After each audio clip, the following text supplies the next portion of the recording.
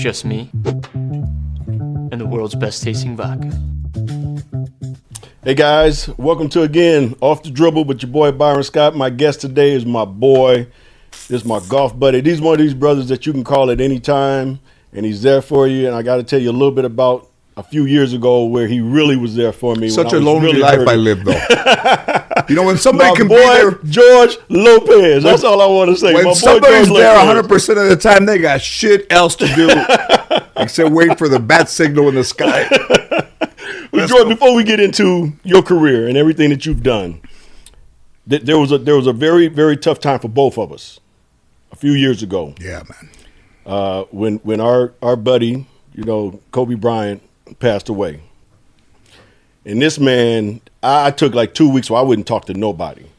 And George sent me a text and said, B, I know you're hurting, but let's go play some golf or something. And I remember getting back to George. I said, George, give me another week or so. Because I was just in pain. A couple of weeks went by. I called George. I said, man, I'm ready. Let's get out and play golf.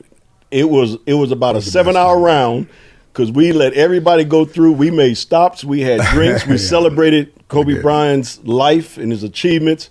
And I don't think I ever got a chance to say thank you, George, because, I really appreciated that, man, and it was awesome of you to give me that call. Well, thank you for being there for me, too, because it's, my daughter called me and said, I just like, what happened? Yeah. And it's, places stay forever, monuments and things in Europe you can see around the world, but that guy to us in LA and to just was a monument. And I think that he will be remembered, everybody's remembered forever, but remembered every day. Yeah. And that's when somebody's really important, when you remember them every day. Yeah. And the happy thing about all of that is that, he had an amazing impact on a lot of people, and he did it off the court with like humor, man. And he was a funny guy, and he was a sweet guy, that. And he was a guy that, the Mamba mentality is a great, just a great 2 words to go together. It's like somebody's will, but to see somebody that did what he did and walked it and talked it. And I went to a lot of Friday night games, and they always come down to the last shot. And he made a lot of them, but the ones that he missed, nobody went, oh, he missed it. And everybody was like, okay, we didn't win. Right. But he made more than he missed. But when he missed one, nobody was disappointed. Yeah. And that says a lot about somebody's ability. Yeah, you was almost shocked when he missed one. You know what I'm saying? Because he was so great at making them. And he would make them if it was 1-on-1, 2-on-1. He didn't care if they brought a double team. He was that type of guy where he was willing to be the hero just like he was willing to be the GOAT. Absolutely. And that's that Mamba mentality that we talk about. But before we get going a little bit more, got to say thank you again, George, for coming out, my brother. Cheers, man. We're going to have a good time. A little Neff vodka in here, y'all.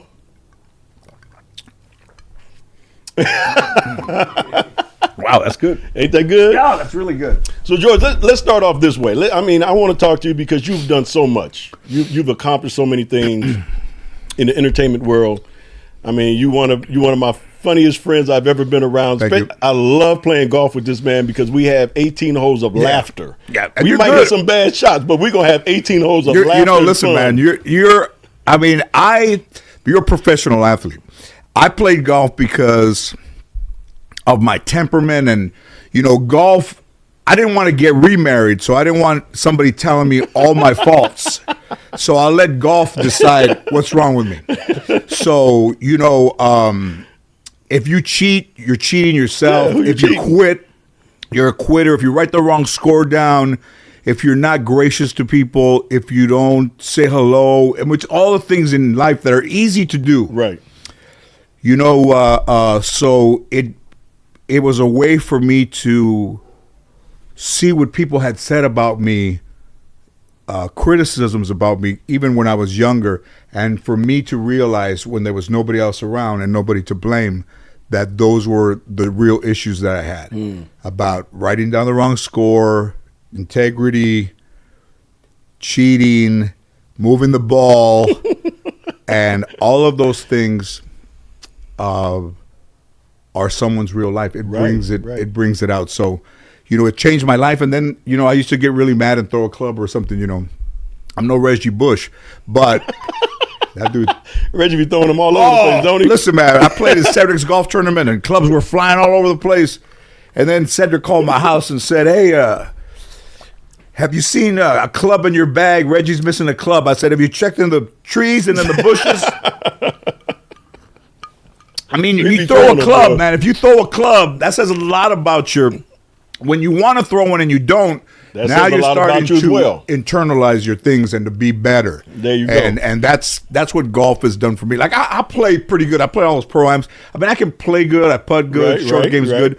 But I play for the temperament and the peace. Why does somebody go to the beach and watch a sunset? Because they go for the peace. Yeah. And there's a tranquility in that. And for me, there's tranquility in golfing and, being a member at that club and knowing that most of the other Latinos that are there are like the service staff and all those guys.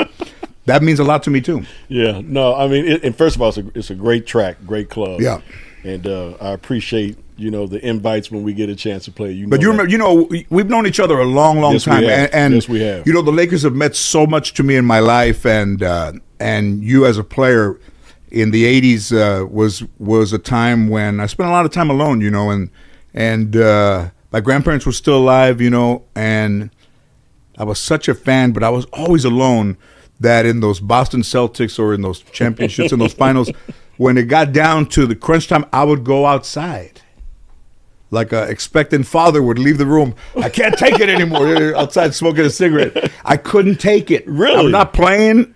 So when you would go outside, you would go out to get away from watching the game because it was coming down to the nitty gritty, and you couldn't stand to see what was going to happen. I couldn't watch. Wow. I would go outside in the backyard and I'd walk around, and then I would come back in and they would say they won. Oh, they won, all right. I said, oh, they lost. The pass that Magic threw across the court, I was outside.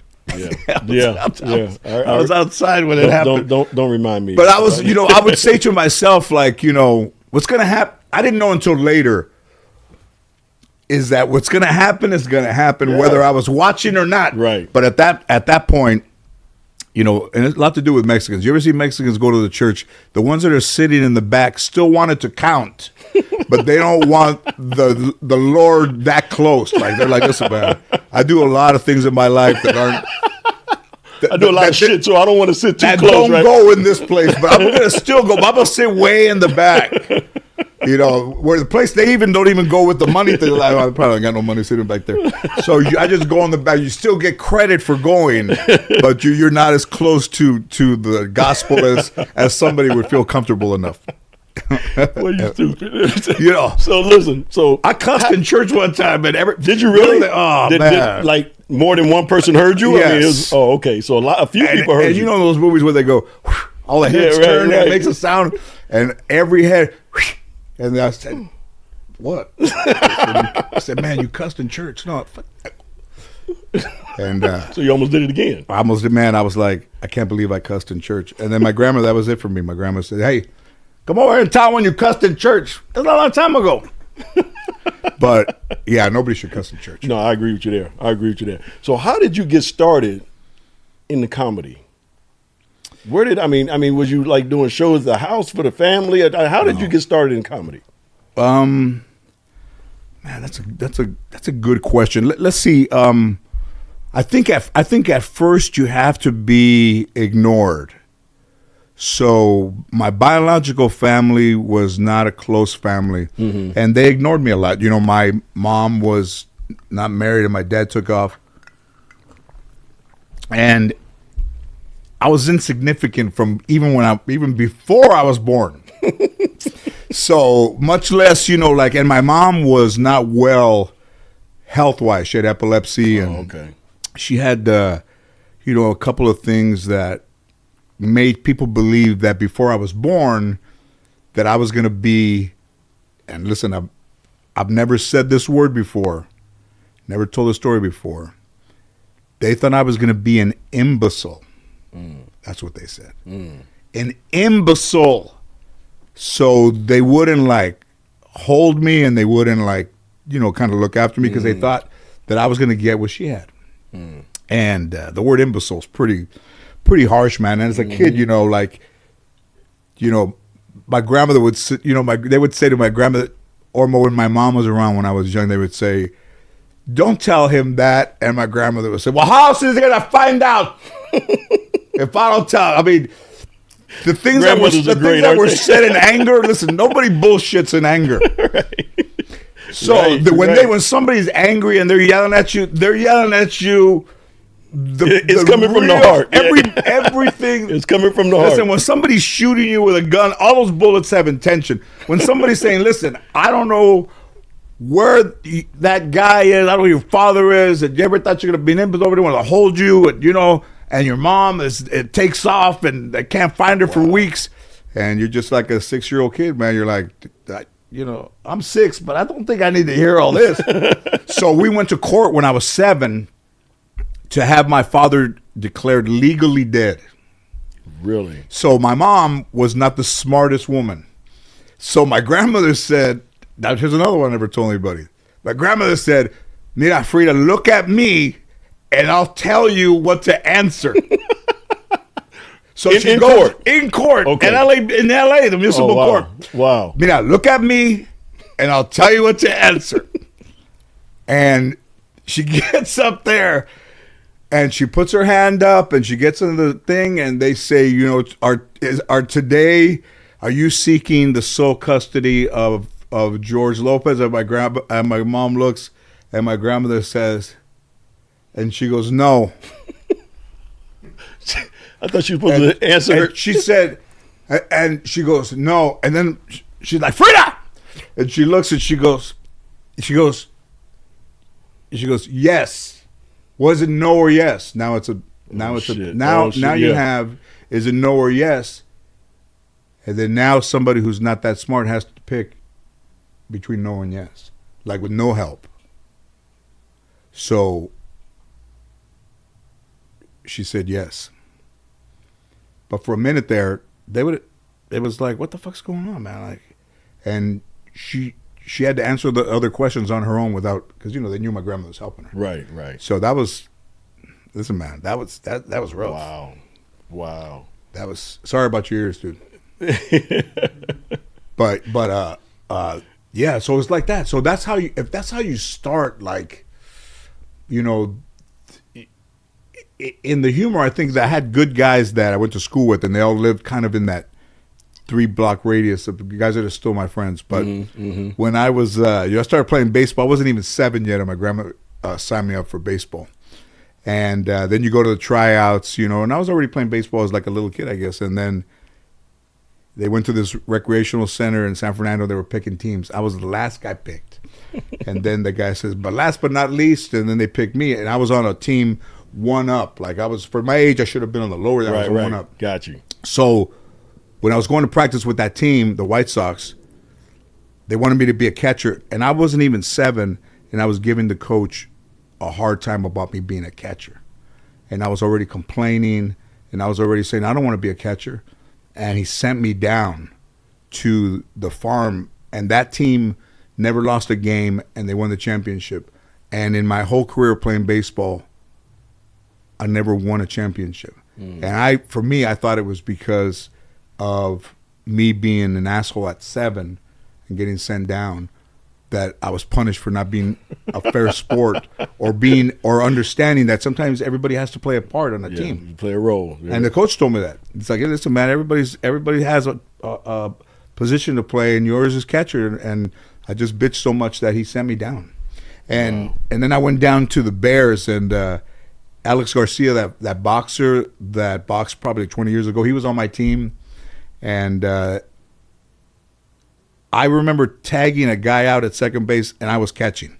So imagine the catcher running across from home plate to second base. And that's how bad that team was, that I had to go as the catcher and tag you a guy couldn't throw out it to the guy at the second base. He wouldn't have caught it. So I ran across the field to tag him out at second base in full catcher's gear.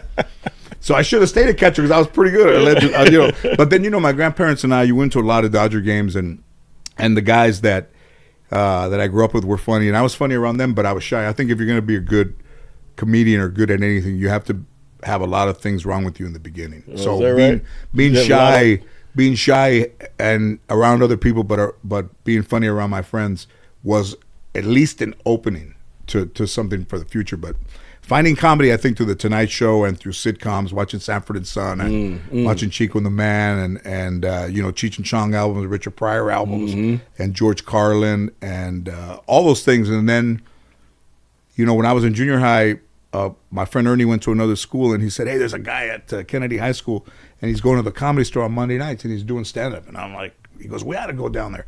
So in 79, June 4th of 1979, I was still in high school, getting ready to graduate. And I went over there and performed for the first time. Wow. So how was that? I mean, because you're still in high school. Because I was going to ask you, where'd you get your start? But this seems like a little bit of a start because you're going to do stand-up for the first time out of high school. And then from there, I want you to tell me the experience of doing that. How was that first? And then from there, when did you get your first job as a comedian? First job, at the Ice House in Pasadena, you could do, if you brought people, you could make like $1 a person, So, so as many people in the audience like as how much you get? $7. Oh, yeah. And in 1987, before my grandfather died, I was on TV just for maybe 40 seconds, one joke in this kind of like laughing kind of reboot. And my grandfather saw me. And my grandfather really never had anything good to say about me. But one time I was on a Sunday, they went to eat with some friends. And when they came back, I had a picture there from the Ice House. And then the guy said, "Who's this?" And he goes, my grandfather said, "Oh, that's my grandson. He's trying to be a comedian." And the guy said, "Is he funny?" And he says, "No, but, he's just starting." What great support, right? I thought that was the beginning, what could have been the beginning of a compliment. Right. So even through those track home walls, I could hear. But he never said anything really good to me. So I think, as sad as it is and as debilitating and as much as it hurts, if you stay down, then you stay down. And whatever it was in me, man, that made me get up, I knew I didn't want to stay down. Yeah. And not that those guys that I grew up with were nobodies. Right.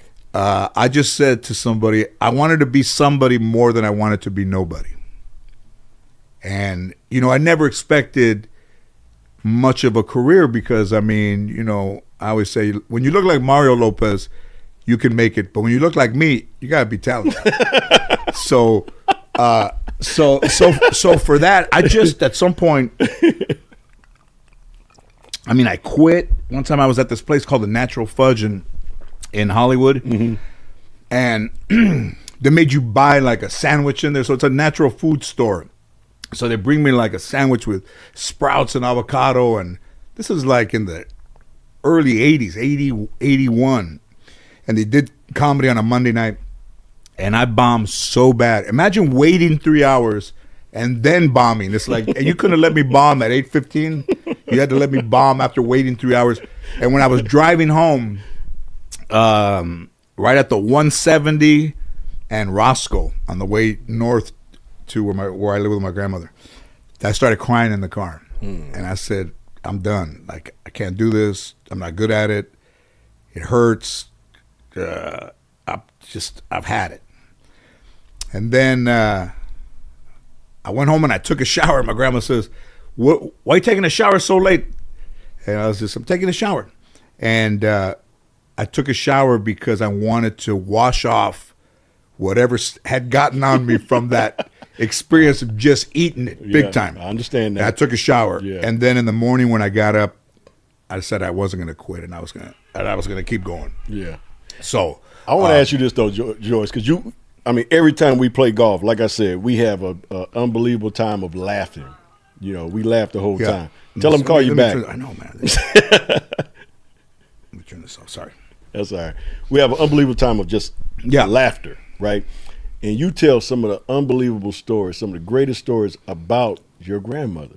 Right. So kind of tell me, obviously she means the world to you, but just tell me how she has helped you from your childhood to this particular point? Because I love the stories on the golf course when you start talking about her. Man, God, man, there's so many.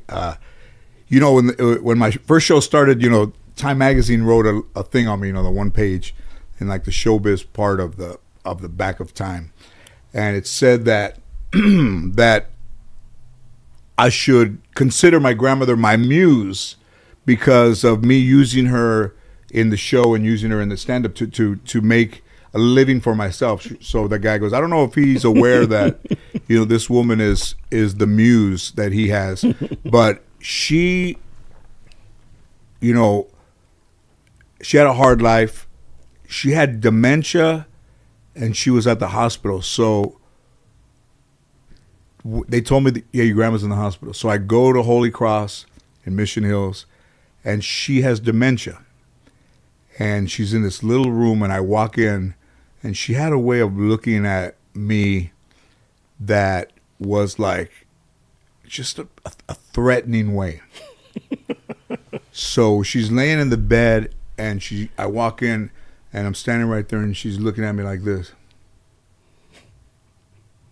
And I'm like, to myself, I'm like, is my grandmother throwing me hard looks? Right. So I look at her, I'm like this.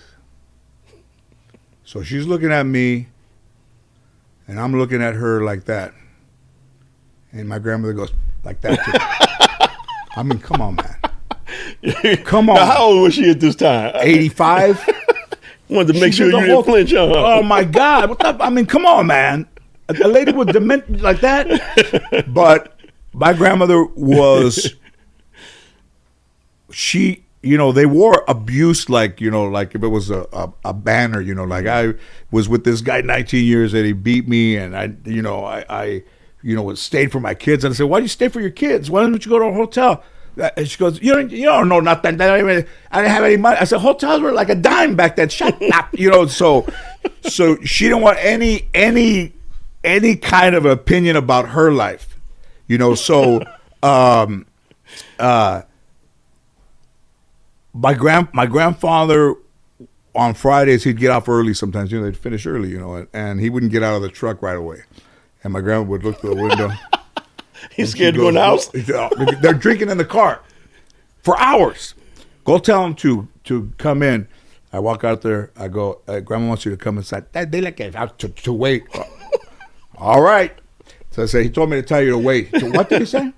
So she started to make chile, like, you know, that was her retaliation. So they had that mocajete, the thing, and the stone grinder. And because he would eat when he was drunk before he went to bed. So she said, you know, if I make this chile really hot, it's my way of getting back to him. I can't poison him. I can't go out. And it's no wonder that she didn't go out there and say, get your ass inside. Right. So she would be grinding this chili. And I would come from baseball practice and I would come through the cul-de-sac there and I would see the truck there and I'd see him inside like at 8:30 and I would say, uh-oh. So I already knew. So I'd open the gate and I would take 3 steps, maybe 20 feet from the house, and that chili would be in the air. And before I would walk into the house, I would go, it was just in the air. Because when it's so hot, you can't stand around. And my grandmother would be inside and I'd go, and she would say, he doesn't want to come inside, man. And she just like grinding this thing, man. So her retaliation was chile for him, and she just never pulled any punches, man.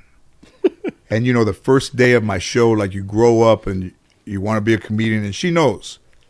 And it's a long shoot because the first show is always long, you know. And then I look over there, and she's kind of looking off outside. We're going down the 5 freeway, and she's kind of wandering off, like looking off. And I'm like, at least say something to me. Like, you know, I got this show. Right. So I said, literally, man, you got to believe me. I said, what do you think, Grandpa? And she goes, you want to know? And I said, yeah, I want to know. And she says, if I would have known it was going to take this long, I would have stayed home. I mean, come on, man. Your whole life, man. Right? I don't know if I'll take this long. I would have stayed home. And, you know, my mom character was based off my grandmother. I was about to ask. And my grandmother watches the show, and she goes, And I said, what do you think? She goes, Hey, you made me nice. That's what she said. Everybody said. Because I was going to ask you that. The George Lopez Show. Yeah. Which I almost 20 years now. Yeah, I loved that show. I mean, I used to watch that show and I was like, all right, I'm wondering, because we knew each other. And I'm wondering, is this but we didn't talk about our upbringing and things of that nature. So I was wondering if that show was based on your upbringing, a little bit of the family. Totally. That was kind of intertwined into that whole thing. But it was also one of the first, if I'm not mistaken, one of the first Mexican sitcoms on a major network at the time. There's a couple of things. I was selling out a bunch of shows at the amphitheater. Like, I think I sold out 22 in a row. And they came and wrote an article in the Daily News about me. And I had never thought about what this guy wrote. This guy said that, George Lopez pays homage to the people that inspired him, Freddie Prinze and Richard Pryor. But Richard Pryor or Freddie Prinze never sold those amount of tickets to have people come and see him. But he still does. But I still pay homage to those guys. Right, like Richard Pryor toured, but he it's back then. So in comparison, it's like I still pay respect to the people that came before me when to that writer had passed them. But I would never consider myself better than those guys. But in those shows, what was I going to say? So that was one example. And then in the history of television, I Love Lucy, Desi Arnaz was the husband, but not in the title. Chico and the Man with Freddie Prinze was a co-star, not in the title.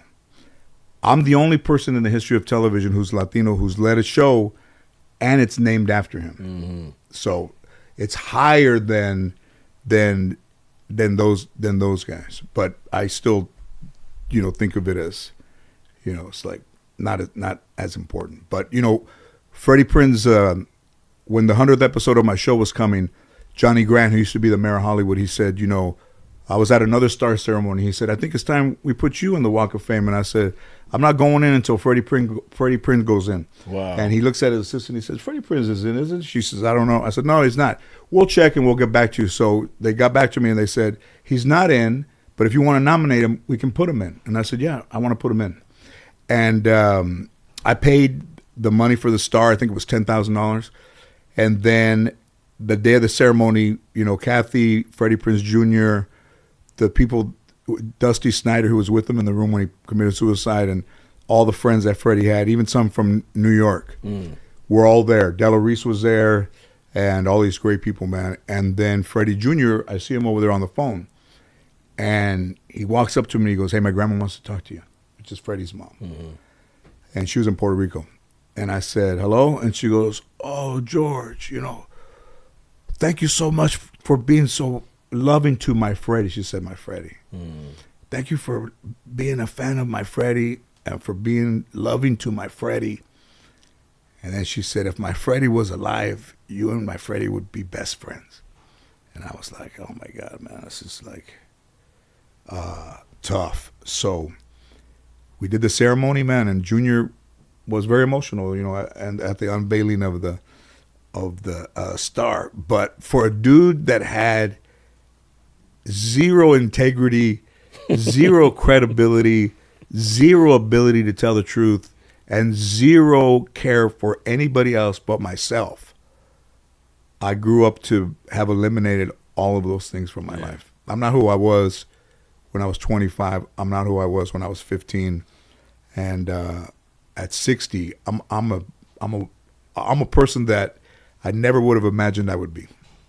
Man, you know what? I think we both there, because I never would imagine me being who I am right now. You know what I mean, George? Cheers to that. So listen, guys, we're going to take a quick little break. We'll be right back with a little bit more of my boy, George Lopez, and we'll talk a little bit more again about his career and where he is today and what's up next for him. We'll be right back. Black Widow is a conglomerate of attorneys and investigators that are community-based. They started from a personal traumatic loss that turned into a platform for human dignity and rights.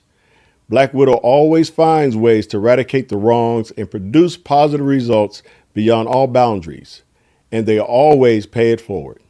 Black Widow can handle any and all legal matters, including motorcycle injuries, car accidents, trips and falls, criminal matters, family law, workers' compensation, and restraining orders, and more.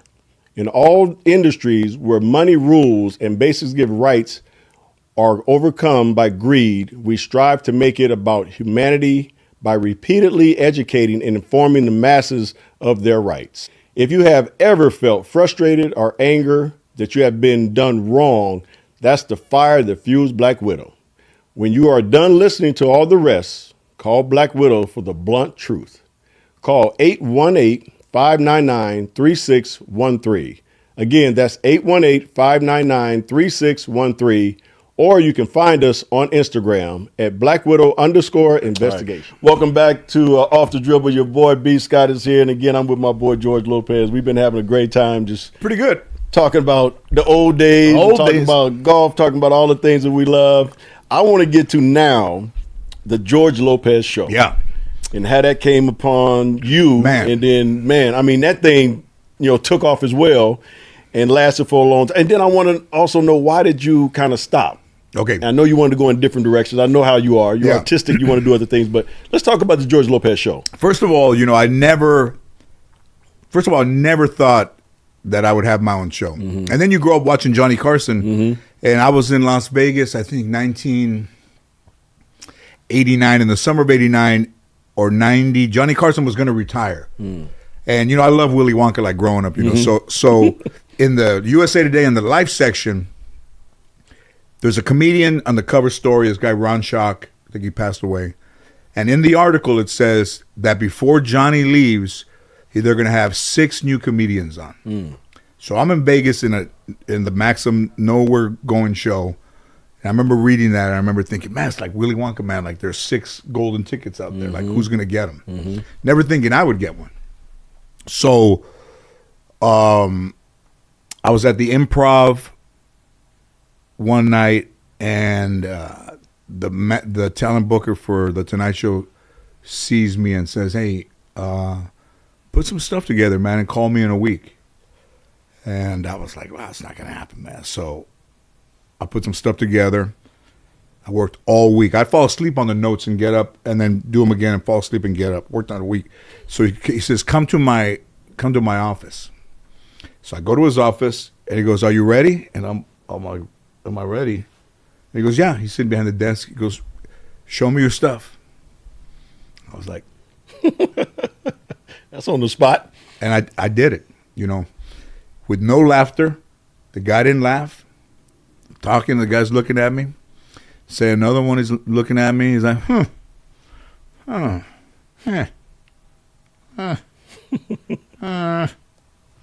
I was done, he goes, congratulations, you got the Tonight Show. Are you serious? Yeah. He just made sounds. He goes, you didn't laugh. He goes, hey, if I make a sound, that's like a laugh. Because I've had people up here at complete silence. And Bill Cosby bumped me in 91, and then I thought it was going to go away because there was stories about guys getting bumped and then never getting called back. So I got bumped, and then the next day they called, and I was on the next week. So in a sense, that was kind of like a beginning. But for the George Lopez Show, I was drinking a lot from 95 to 99. I was on the road a lot, and I was going nowhere, and I was drinking a lot. I think my wife had kicked me out of the house. I was living in this apartment that we hadn't sold yet, some condo, sleeping on an air mattress. And then mine was probably like 4. And in the crib, I didn't dismantle the crib when we left because it was still there. So I had to see the empty room with a crib in there. And I'm sleeping on the, I remember I bought a toaster, and I'm like, can I afford to buy a toaster? And I just was like, man, this is like nowhere. I'm nowhere. And I used to worry about what everybody else was doing. And then in that condo there, empty, I started thinking, you know what, man, I'm going to worry less about what everybody's doing. I'm just going to worry about myself. Because I'm worried about everybody else, and look where I am. I'm living in this thing. And people would see me, and they go, I thought you moved. I was like, oh, no, we're doing some work up here, renovations. I fill up the mattress every night.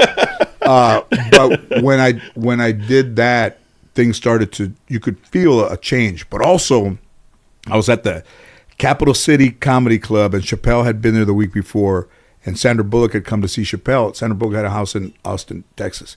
And then the manager comes to me after the first show and goes, hey, man, I got a call. I think Sandra Bullock's coming to the show.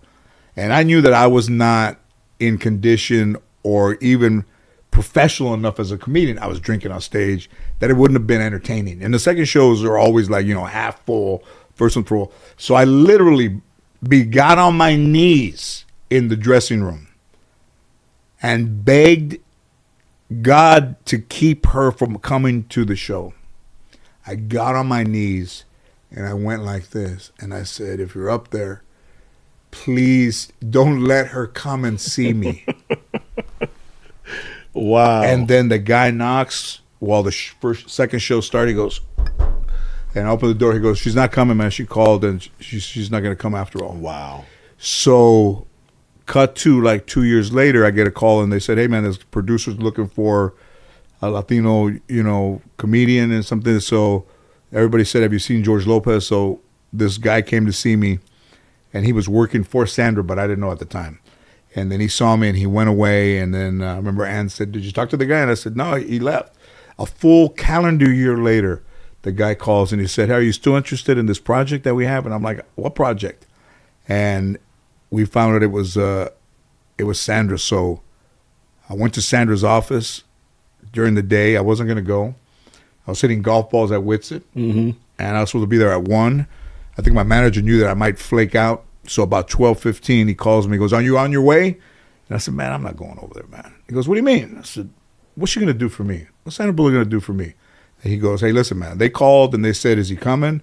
They ordered food. With him, it was always food. They ordered food.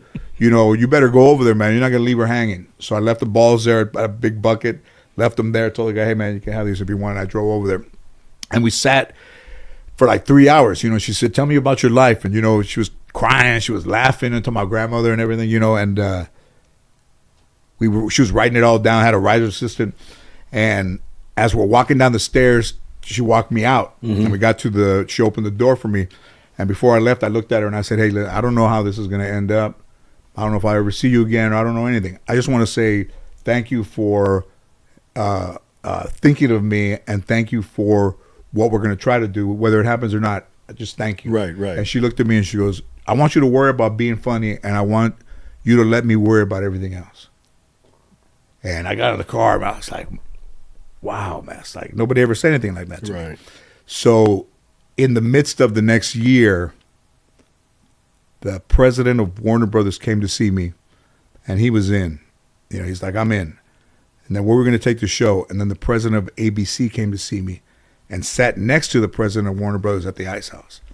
And I did 25 minutes, and I told the dude, give me the light at 20. And I was killing him, man. Killing him. And he gives me the light, and almost like a boxer that knows that if he gets to the end of the fight, that he's won. So I was digging in a little bit, then I was kind of cruising at the end, and I knew what I had at the end. And when the light flicked on and off like that, it's like time, and I left, and the people were going crazy, man. And before I left the stage, before that guy got to me, in my head I thought, you just got yourself a television show. But I didn't know. Right. And then the next day I flew to Houston, and I got picked up by this dude in a town car, and Bruce called me, and he goes, he did Drew Carey, he was my partner. And he said, are you sitting down? I'm like, just got in Houston. He goes, ABC called, and, they want to do the show. Congratulations. I was like, wow, man.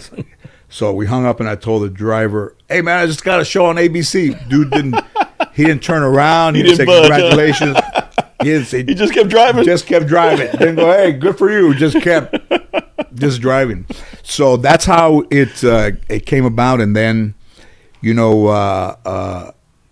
it was that show was so real. Like in the early 80s, I got a DUI, and I got put in Foothill Jail, and I got taken to Van Nuys and got arraigned. So when they take you on that sheriff's bus, I don't know if the sheriffs knew to pass by every place that was important to me in my life, but they passed by houses I used to go party at, houses that friends had, restaurants where I used to go, and I'm sitting there, I'm chained to some other dude, and I'm like, are these guys fucking, are they is my grandmother driving this bus?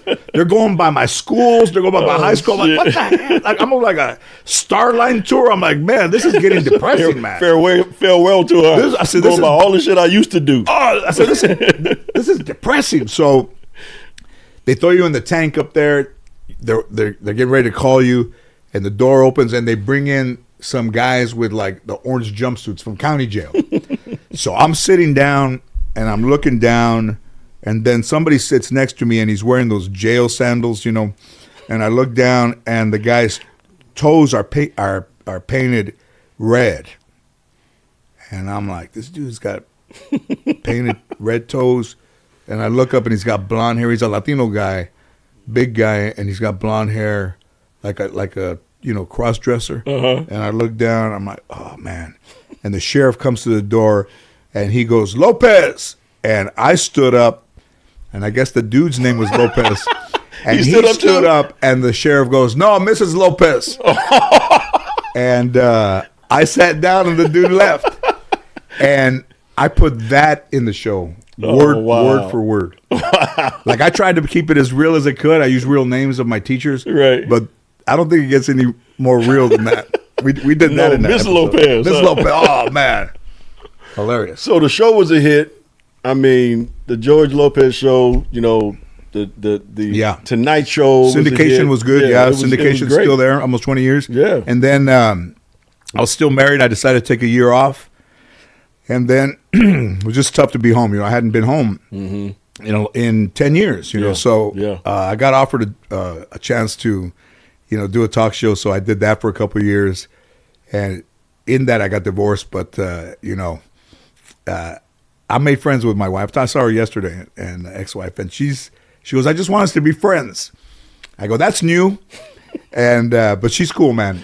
And I didn't talk to her for a long time, but it was my fault that everything happened the way it happened. Right. But somehow, instead of being mad at myself, I became kind of mad at her. But that's all gone. Yeah, that's something that George and I have in common. So we did talk a little bit on that golf course about us going through divorces and things of that nature, and how we've kind of moved on. But I also want to ask you about the producing part that you've gotten into. Yeah. You've done the stand-up. And I also want to know, are you going to go back and do one more stand-up gig or anything like that? I don't know, man. I think that would be so cool. With dementia running in the family, it's harder to remember that stuff.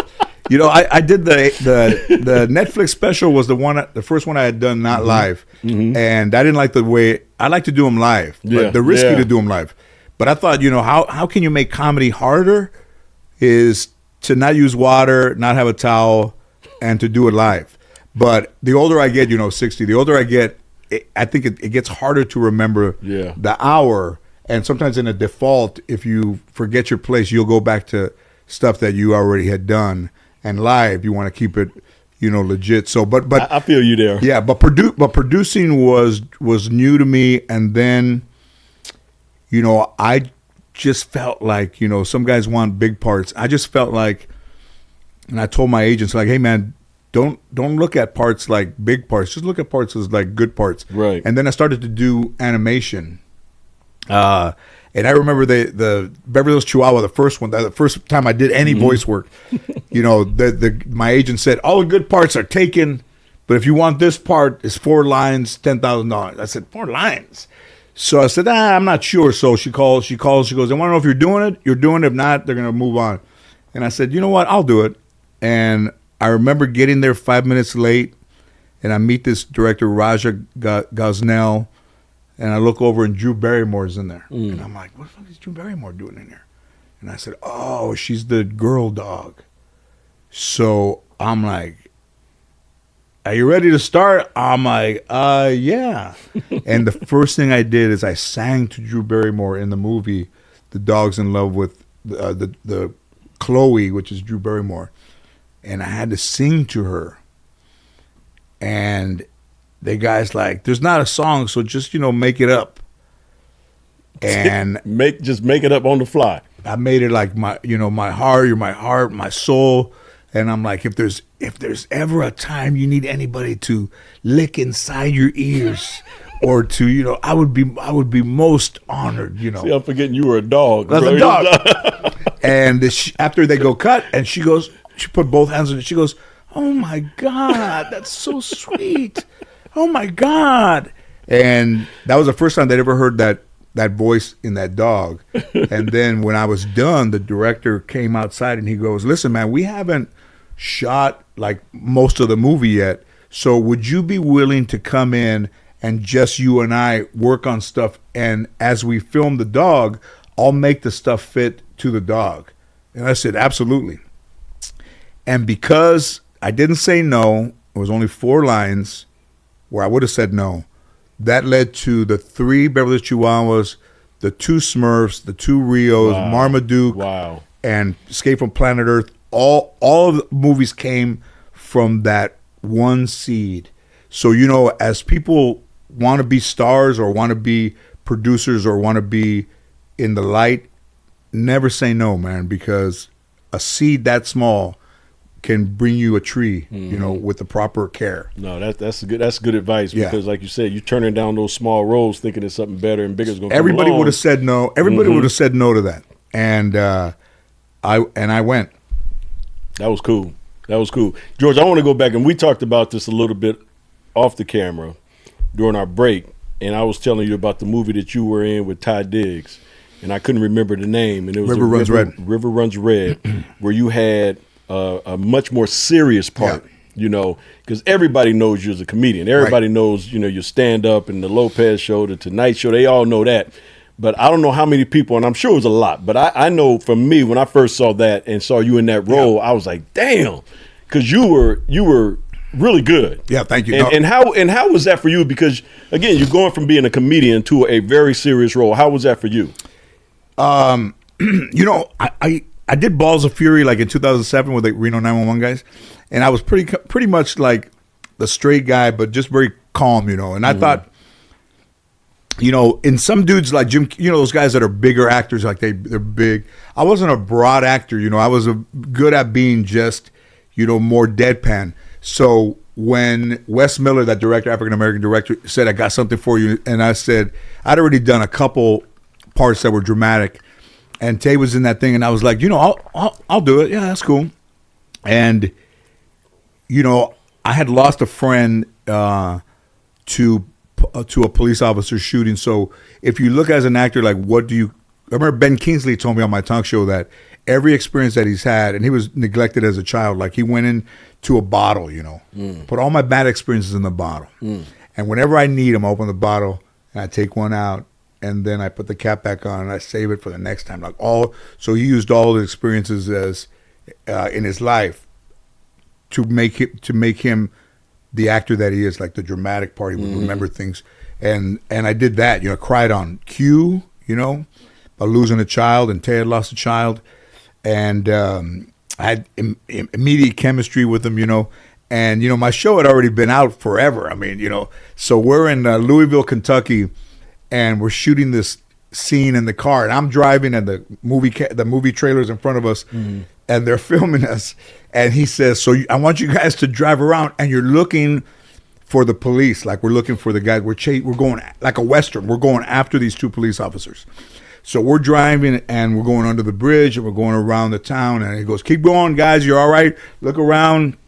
And we go under this underpass, and there's a homeless guy walking with a push cart and all his stuff, and he's got a hoodie over his head that's hanging like hair, and he's just pushing his cart.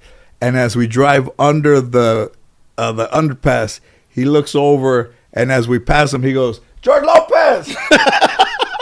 And when we stop, everybody gets out, and they come over to the car, and they go, "Did that guy yell George Lopez?" And I go, "He did." "The homeless guy yelled your name? How did he know? How did he know it was you?" I don't know. Maybe I got a TV in the car. I don't know. But I mean, of all, and it's never just George. It's always George Lopez. Yeah. And it's been pretty wild, man. But that, you know, in doing those dramatic parts, I did a thing, No Man's Land, dramatic, and then River Runs Red, and then I did this one. Oh my God! So, you know, whether people believe in the universe, or they believe in karma, or if they believe in kindness, that's up to people, that's up to the individual to decide. Absolutely. So I did this thing, man, like the world's greatest dog, like most amazing dog, for Facebook. And I was leaving, and everybody was like, why are you doing this thing, man? I was like, I don't know. It was Lisa Vanderpump. I wanted to hang out with Lisa Vanderpump. She's great. So when I'm leaving, this girl is there, and she's dressed kind of like a guy, and she's got a hat on, and she's got her brother with her. And I get in the SUV, and the window rolls up, and I look, and they're both standing there, but kind of like really kind of meek, And I roll the window down, and I'm like, hey, what's going on? And they're like, George Lopez? And I said, yeah. He goes, oh. So I go, hang on. I get out of the car, and I talk to her, what are you guys doing? And she goes, oh, I'm like a little filmmaker. I'm trying to make this film about my life, about coming out to my dad on my prom night.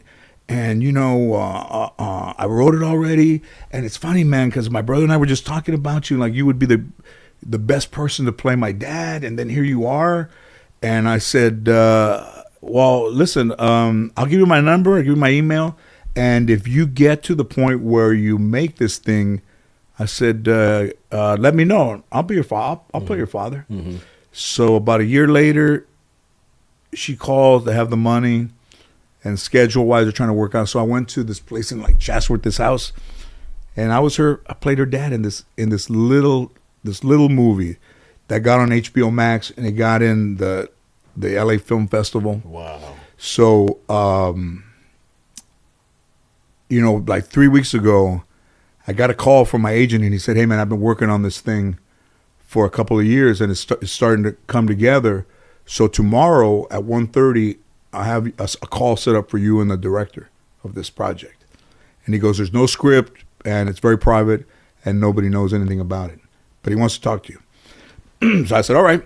So the next day at 1:30, I call this dude, Latino guy, Angel Miguel Soto, I believe.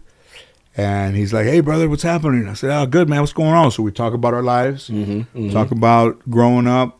And he says to me, yeah, man, I saw you in this little movie like you were a dad. And I thought, River Runs Red, And he goes, no, about the girl that came out on her prom night. Oh, yeah, at last. I said, yeah. He goes, I saw you in that. He goes, I had a project, an animated project at the LA Film Festival, but I was going to see other shorts, and I saw you. And he goes, I cried. Like, I was like, oh, my God.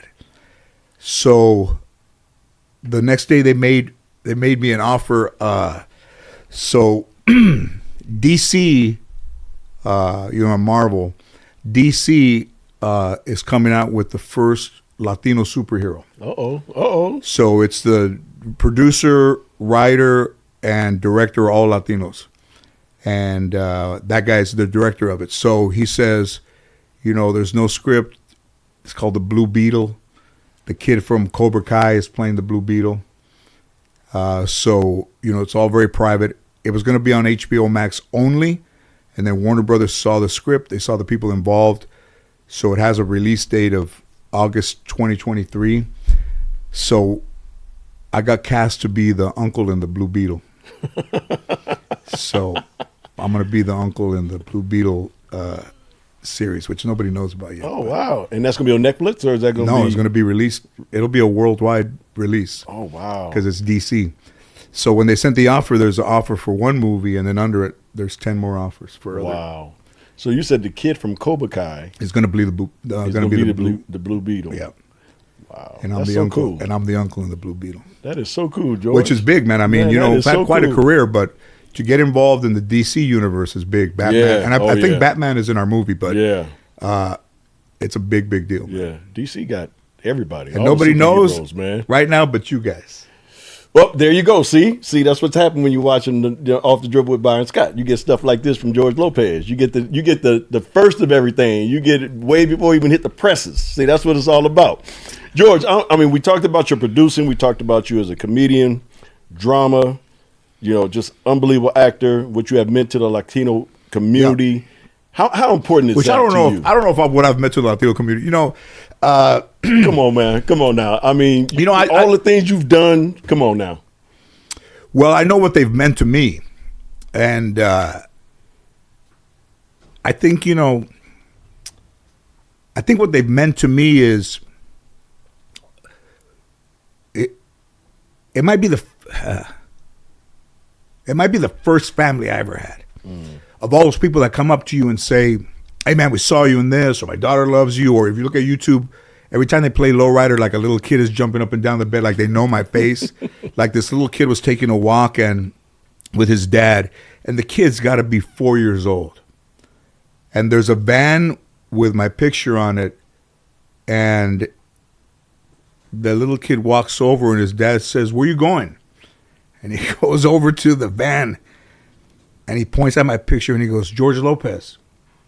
And the dad is like, how does this 4-year-old kid know who you are? That's right, yeah. And I was always mad at everything, and I was always just negative about myself and about my upbringing. But through just that one time in that day where you're down, I mean, you can only go down worse. But I decided to not worry about everybody else and worry about myself. And that was the day that I think everything, if you go one day without wishing anybody ill, then makes the next day easier. So when I turned that page and went to being not the most positive person, but not wishing anybody any harm or any bad things to happen to them.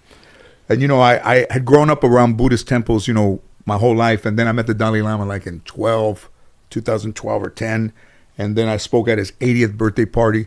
So those guys and that thing really helped me just, since I cussed in church, I don't think I was welcome back.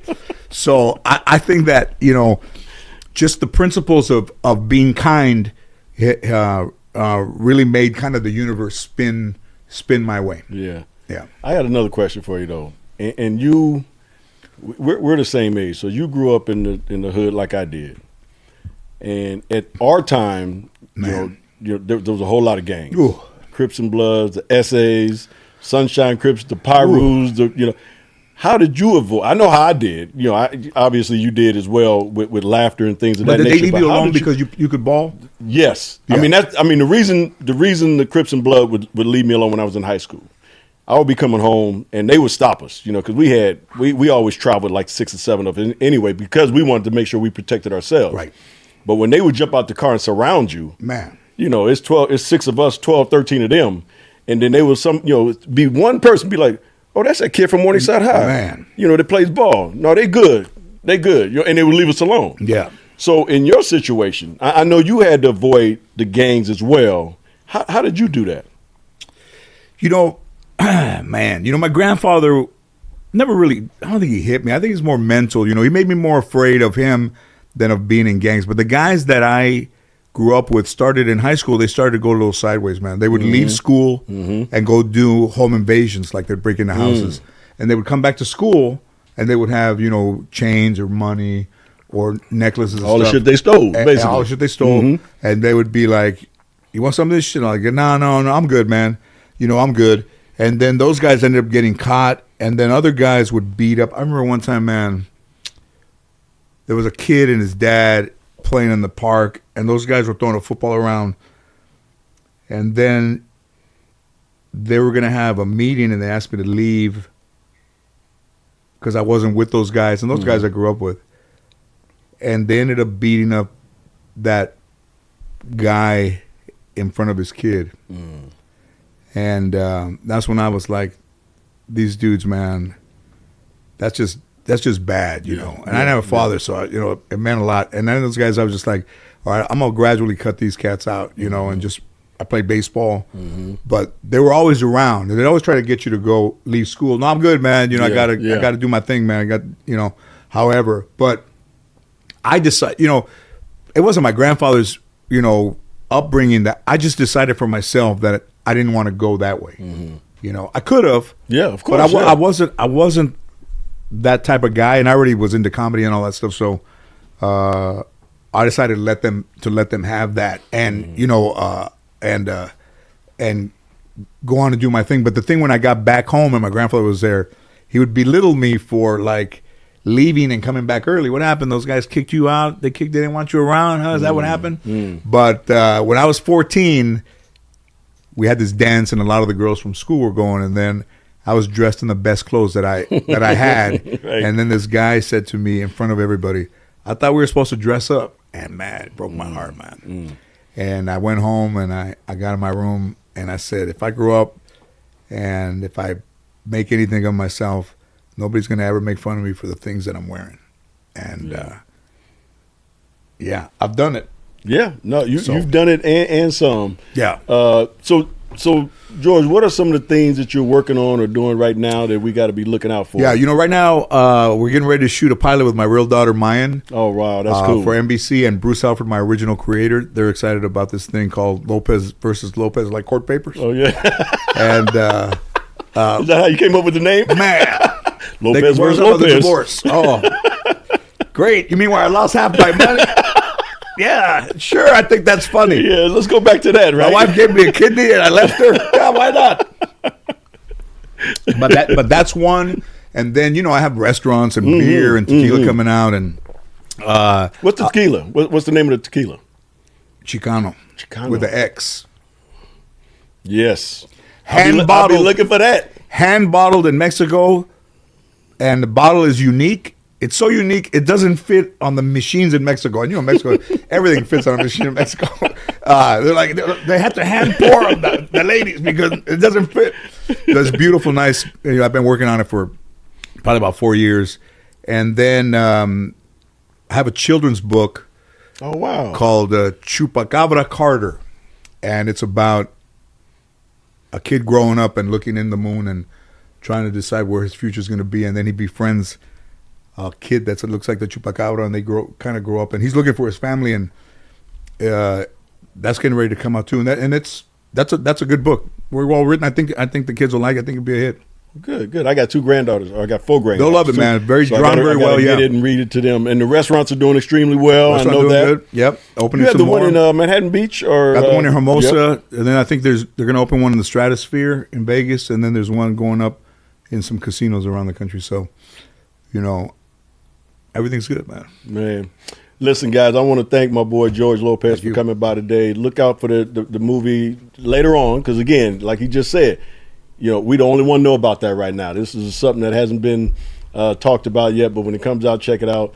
George Lopez, my boy, my golf buddy, my drinking buddy, my man. Woo, my man. I want to thank you again, G. I love you, brother. Love you too, guys. This is another episode of Off the Dribble with your boy Byron Scott. Wait for the next one. Check us out. And you can always go on and subscribe. We're on YouTube, and anything you can find that does podcasts, we are on it.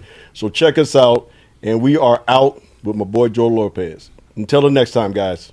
Peace.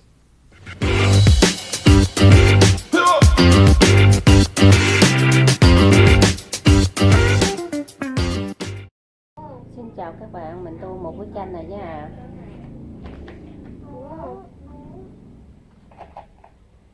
Để dầu sức vô. Đó, nhìn nè. Ru mũi trong nhà tắm cái gì? Hả?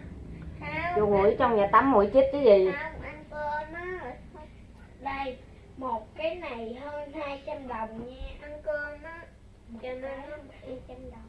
Anh cho chị sức giùm em ơi. Mọi người muốn hiên.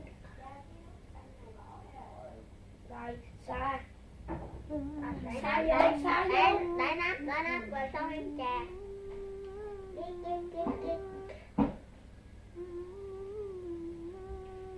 Đây, ai muốn cận kèm thêm điện thoại. Ơi, có gà lao với quát kìa. Ơi, cái này thì ủa nhiệm vụ của chị mà. Tôi chén rồi. Anh Tư, nhìn nè. Có gà tí vào. Cứ vừa lắc nó ngứa. Nó cát.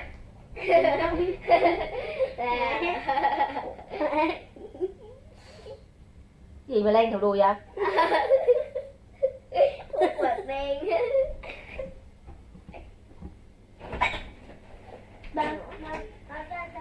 Để con gà.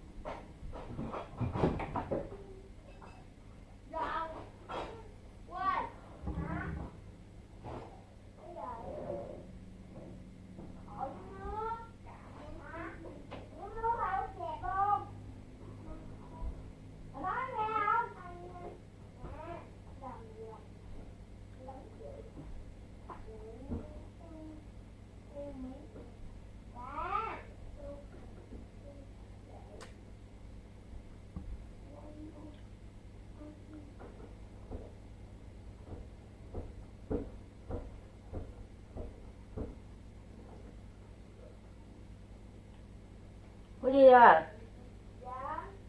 Hú gì? Vô ơi.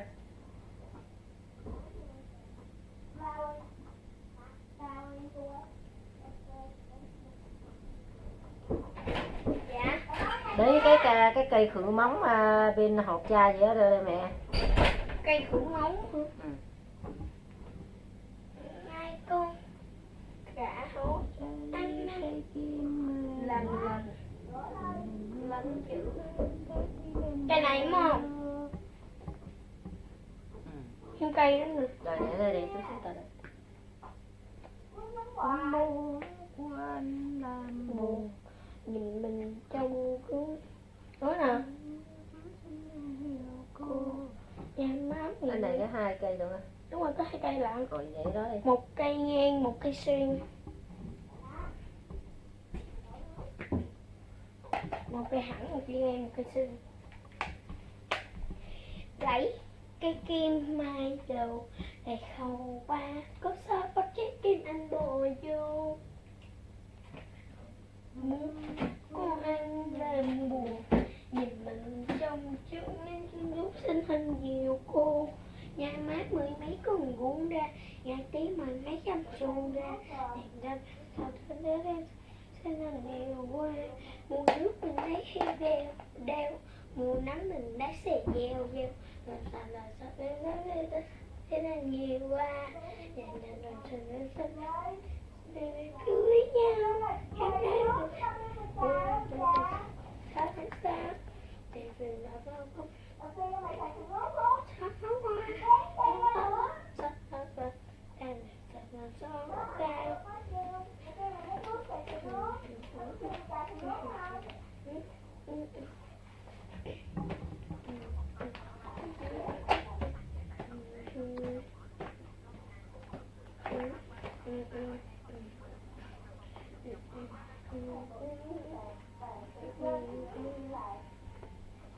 Lấy cây kim mai đầu lại hầu ba, sao sao bắt chiếc kim anh bò vô. Muốn con anh làm buồn, nhìn mình trong gương minh trên chúng sinh thân nhiều cô. Nhà má mẹ mấy Cho dữ rồi. nhà kiếp mẹ mấy trăm chuồng ra.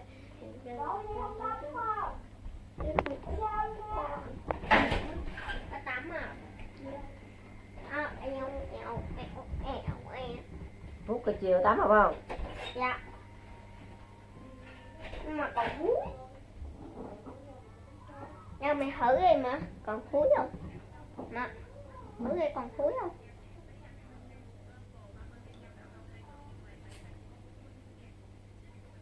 Còn thúi thiệt không mà? Thử đi. Mà, thử thiệt đi. Mà, thử đi còn thúi không? Mệt quá.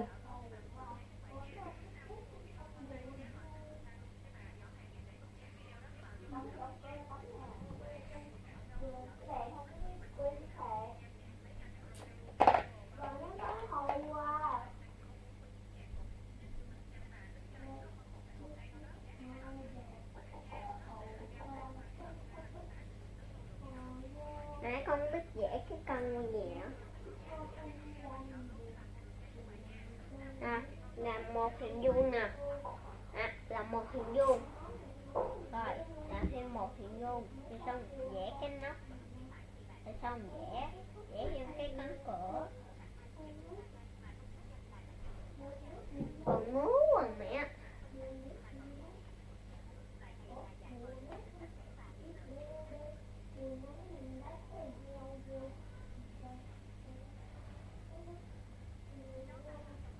Đó, con ngố và cả đi. Mẹ quay đi.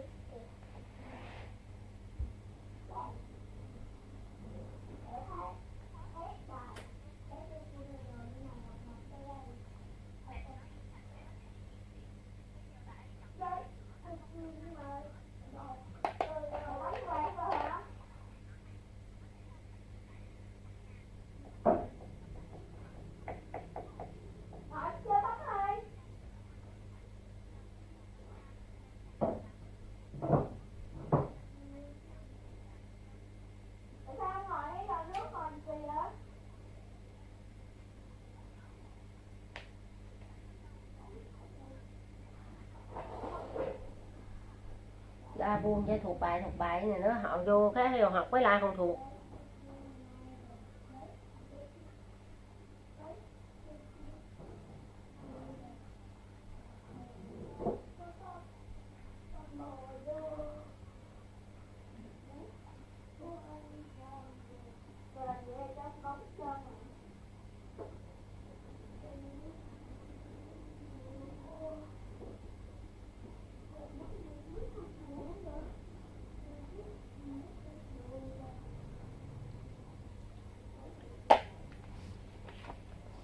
Đây mình đã hoàn thành một cái bức tranh nha các bạn. Bye bye.